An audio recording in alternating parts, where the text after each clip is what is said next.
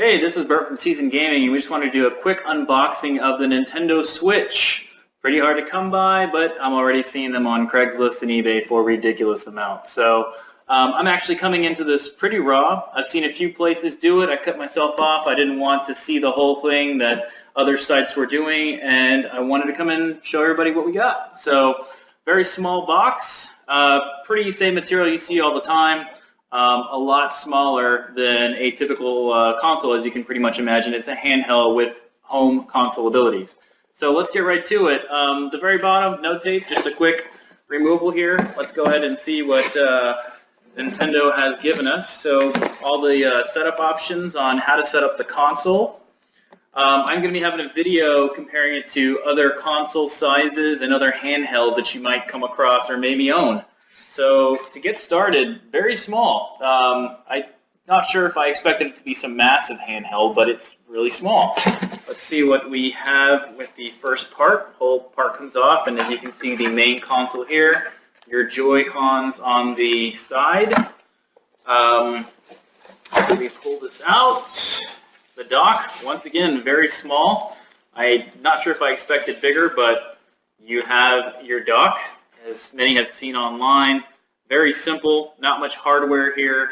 As this comes apart, you have just your HDMI out, USB AC adapter for all your power options that you have, two USBs that you'll have available here, and you have your HDMI. So kind of weird. You'll plug your plugs into here, and as you can see, you have a little part for your plugs. So if you have a thicker plug or plugs, it might be kind of hard to mess with, and that's why they have this little L feature here for you. Once again, two USBs here, and then you have a little light that'll turn on when you plug it to the TV. So I'll put this aside for a second. Let's see what else we have. We have the little wristband for the Joy-Cons and your little lock button. I'll put this to the side, but pull it back out when we actually get the Joy-Cons out. Other side right here. Now you're going to kind of see this completely raw, like I said again, not really looking at it for other sites that are showing how to put everything together. You got your dog ears that you've heard, the dog ear controller adapter where your Joy-Cons will slide into and look good there as the main console controller outside of using it individually.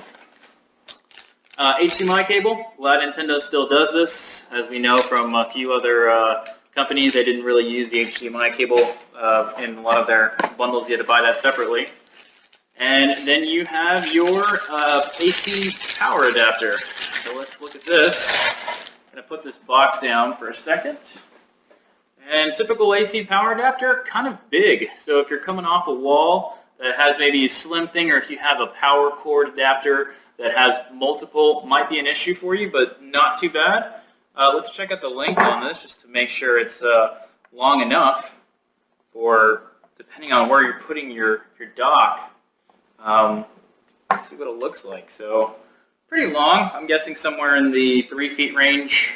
Your typical iPhone cord or something like that. Not very long. Once again, nice that this is looking good. Getting to the Joy-Cons, let's take a look at this one. So this should be what will be on the right side of the Nintendo Switch. You got your R's, ZR, and all that option at the top. Here's your left side. So right here you have just the left side. You'll notice it'll look like this when it's part of the Nintendo Switch. And now the actual console side. So as we mentioned before, it is a handheld with home console abilities is what I like to call it. I hate to compare it to other things like a true console, but very nice. As you've probably seen in other places, the plastic is very high quality, and you're really holding something that is nice.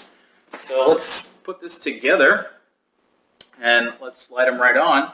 So how easy is this to do? Wow, it's beyond easy. And slide right on. And here you have the Nintendo Switch. So pretty easy to put together, not much assembly required. Let's see how easy it is to take off. So you have one little button on the back right here. You're simply going to pull. There it is. Pull the other side. So really easy. sure if people have had problems with these, but I have heard of issues of people getting them locked out. Let's see how easy this is to put on the dock. So coming in and simply slide. Super easy. So no problems there with that. You have your main controller that gives you the home controller-like feeling, and how these work. Man, this is like super easy to deal with, so this shouldn't give even little kids a problem. Here you have your little controller. And then the last two things are to kind of enhance the Joy-Con ability and how you're dealing with it at home. So let me take these back off.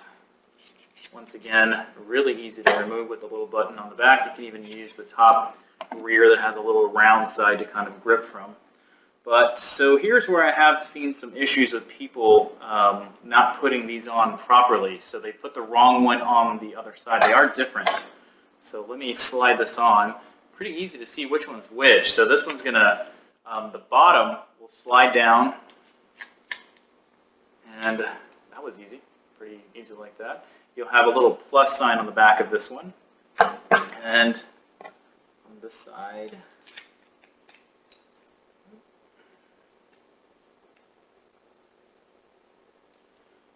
there's that one. So looking pretty cool. Nice little devices, and thanks for joining us. So we'll be showing some comparisons with some other console with the Switch that should be coming really soon. Things like other handhelds, other consoles, things that you can kind of compare it with. Not in the power per se, but size and other kind of Nintendo options that you have. Thanks for joining us.